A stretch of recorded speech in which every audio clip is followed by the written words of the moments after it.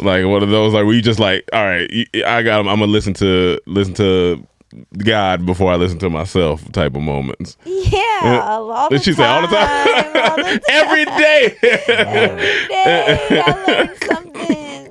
It's crazy. Yeah, I think just every day I have ups and downs. Yeah. I don't care how it looks on social media. I'm not going to share every bit of my life. I like to keep some parts to me personal, as I feel like we all should, because I feel like, especially us, we give so much of ourselves to strangers. Like, they know what our houses look like. They know what our cars look like. They know what, like, who we hang out with. They feel like they know you. Where we eat. Like, I think about that sometimes and it overwhelms me. I get a little freaked out. But to be honest, I can tell my truth and stuff like this, where it's like, I have ups and downs every day. And it's okay, because that's life. And I'm so thankful that I'm surrounded by dope ass people all the time. I have amazing friends, and we keep each other like level and recalibrate, remind each other who we are, like why we're doing what we're doing, and just to keep pushing, because we all have a lot to give to the world, but we can't control certain things that mess with our emotions. And like for females, like hormones. Woo-hoo. Especially when it's about to be that time of the month. Boy, I'm already a sensitive person. Then I get extra sensitive and I cry.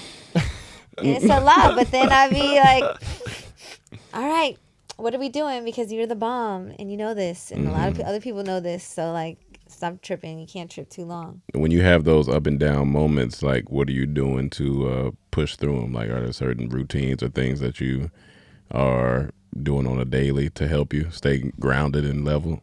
Exercise for me helps with that, because I know when I look good, I feel good, really good. But also just those endorphins, getting them pumping, and that's even if it's just yoga, something like that. And I love incense. Incense brings me aromatherapy, peace. Aromatherapy. Doing creative things, and I just started therapy again. Yesterday. Shout out to therapy. Therapy helps. Everyone should do it. Yeah. It's very important. Like, it's a ongoing, because life is always going to throw things at us. And it's good to have an unbiased opinion outside of your friends and your family of like how to process. Because we don't know how to process. We only think we know most of the time, or just seen how other people we've grown up around process, and that's how we process and don't even realize. Yeah. Therapy is a great place to let go. Like, I remember when I first went to therapy, like you start talking. First you go in there, you're not sure like what you even gonna talk about. You're like, you know what, I'm finna talk to this person about. I don't know. And then they ask you one question and you be talking for 40 minutes. You're like, oh, I ain't mean to talk that much. My bad. How was your first day? And like how's your first time when you started? Okay, so I've always knew that I wanted to try therapy, but I didn't know like where to start or how to find one. Or it seems a little intimidating. It's intimidating, and I also thought I wouldn't be able to afford it. Yeah. And so that also intimidated me. And just so happened, my acting coach, I started doing like private coaching so I can like just better my skills, and then I would shoot a monologue, because I wasn't getting auditions. So I was like, let me figure something out. My mom referred me to her friend Jamal McNeil. It's amazing. That's funny. I feel like that's a sign from God, because I just auditioned for a part in this lead role. His name is Jamal. Okay, you about to book that? It's yours. Jamal. Oh yeah, it's mine. Yes, it's yours. So Jamal, we were having a coaching session, and then he has like a warm up. And he asked me a question, how do I feel about fear?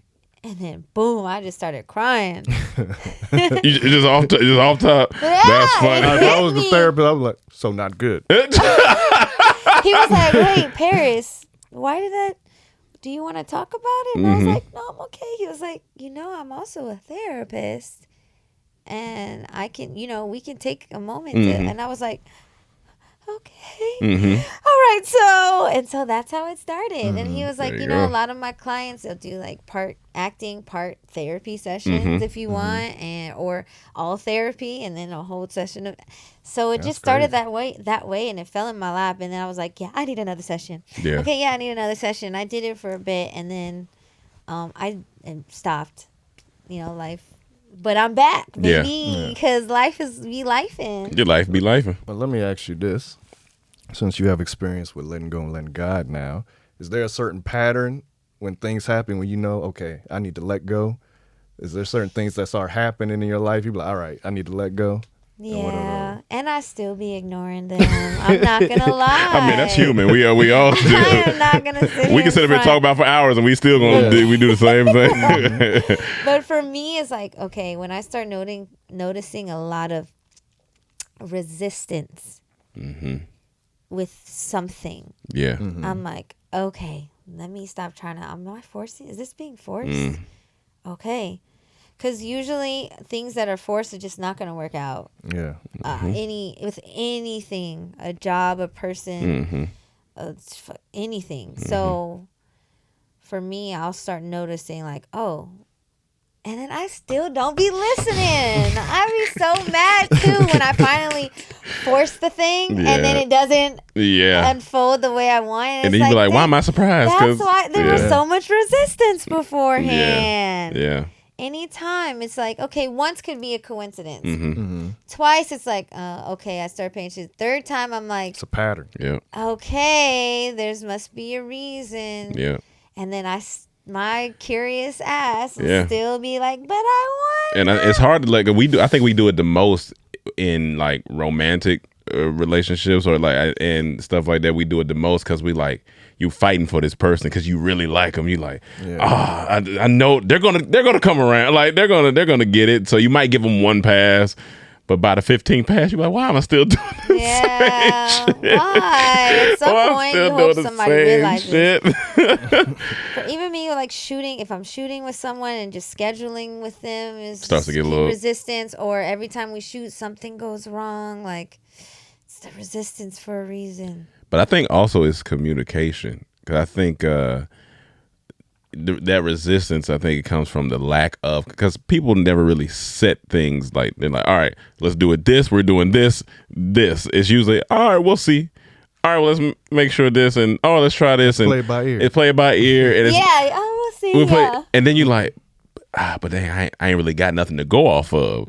We always say we like to have a plan, and then if we need to pivot, then cool, we need to pivot. Like, are you a planner or are you more like free flowing? When it comes to, I mean, like it could be shooting, it could be meeting up with people. It's like playing just in general.